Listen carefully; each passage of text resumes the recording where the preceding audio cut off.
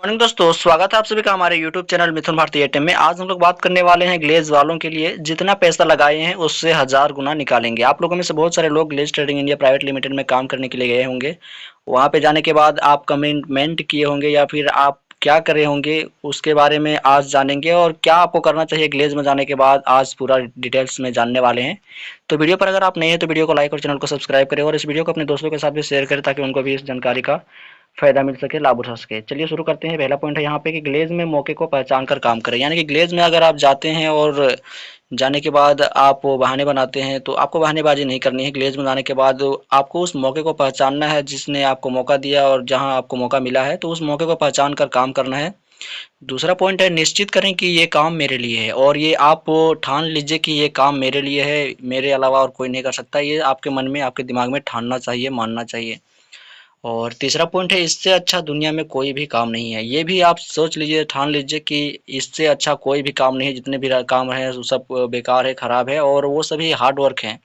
जो हम काम करने वाले हैं वो दुनिया का सबसे अच्छा काम है, और दुनिया में सभी काम खराब है। और अपने काम को, जिस कंपनी में, ग्लेज कंपनी में या कोई भी कंपनी में गए हैं, तो उस काम को आपको वैल्यू देना है। आपको वही ठानना है कि ये दुनिया का सबसे अच्छा काम है और मेरे लिए ही बना है।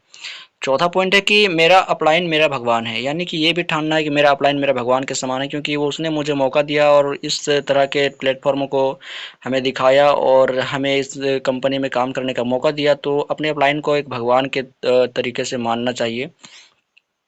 पांचवा पॉइंट है कि आज मैं 20,000 लगाया, जब तक 20 लाख नहीं निकालता छोड़ूंगा नहीं। यानी कि ये भी आप कमिटमेंट करें कि मैंने इस कंपनी में 16 से 22,000, 20,000 जितना भी लगाए होंगे, तो उस हिसाब से आप एक कमिटमेंट करें कि जब तक मैं 20,000 नहीं लगाया या फिर जितना भी नहीं लगाया, उतना लाख नहीं निकाल लेता, तब तक मैं यहाँ से जाने वाला नहीं हूँ, छोड़ने वाला नहीं हूँ।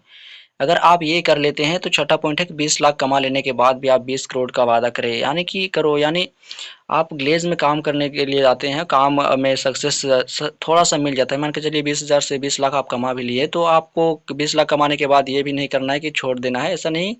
बल्कि ये भी टारगेट में ले लेना है कि 20 लाख कमाना है। अब मानी कि टारगेट जो आपका है बढ़ते रहना चाहिए, घटते नहीं रहना चाहिए, जिससे आप अपने सपने को पूरा कर सकते हैं और घर वाले को सपने को पूरा कर सकते हैं, अपने हर ख्वाहिश को पूरा कर सकते हैं, देश विदेश की यात्राएं कर सकते हैं ग्लेज में जाने के बाद। तो आपको हर अचीवमेंट के बाद आपको नया कमिटमेंट करना है, नया वादा करना है खुद से। सातवां पॉइंट है कि आपको केवल ग्लेज वालों का बात सुनना है। आप ग्लेज में जाते हैं तो केवल ग्लेज वालों का ही बात सुने, दूसरे लोगों का बात नहीं सुनना है। आठवां पॉइंट है, अपने और दूसरे लोगों का बात नहीं सुनना है। जैसे कि अपने कहने का मतलब है आपके घर परिवार रिश्तेदार में से जो लोग रहते हैं, या फ्रेंड सर्कल में दूसरे लोग रहते हैं, या बाहरी लोग आपके आपके दोस्त रिश्तेदार रहेंगे ही।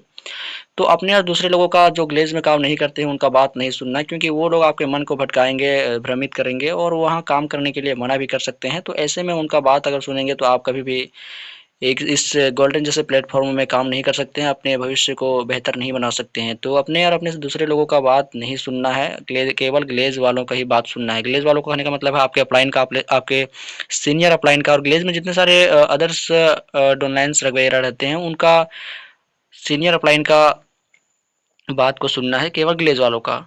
10वां पॉइंट है कि अपने अपलाइन और डाउनलाइन का ध्यान रखना है।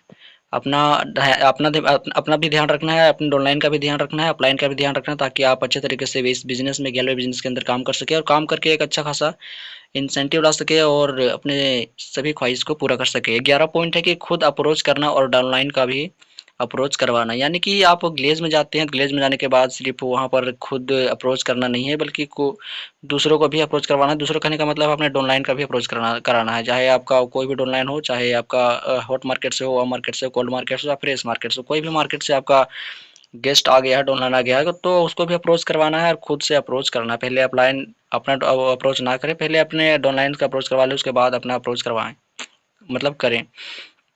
12 पॉइंट है कि फिर क्या, आप आपके अपलाइन और डाउनलाइन मिलकर ग्लेज में अपना नाम और पहचान बनाइए। इतना सब आप कर लेते हैं तो अच्छा खासा आपका नाम भी हो जाता है।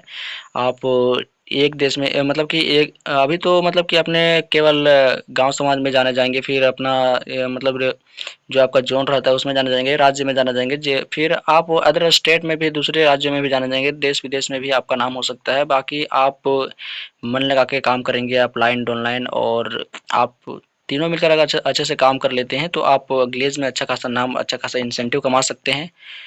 तो इस प्रकार से आप अगर ग्लेज़ में गए हैं तो ग्लेज़ में जाने के बाद ये भी ठानना है कि आपके लिए ये काम है और ग्लेज़ से बढ़िया कोई काम नहीं। लेकिन जितना आपको बताए हैं उससे अगर आप सोच के देखिए, अगर ग्लेज़ छोड़कर आप कहीं भी काम करने के लिए काम करने के लिए जाते हैं, तो वहाँ पर आपको हार्ड वर्क करने का मौका मिलता है, लेकिन ग्लेज़ में आपको स्मार्ट वर्क करने का मौका मिलता है, जिसमें कोई भी ज़्यादा कुछ करने की ज़रूरत नहीं, मात्र सुबह, शाम, दोपहर 3 टाइम का आपको प्रोसेसिंग करना है और बाकी आपका गेस्ट जो है वो करेगा।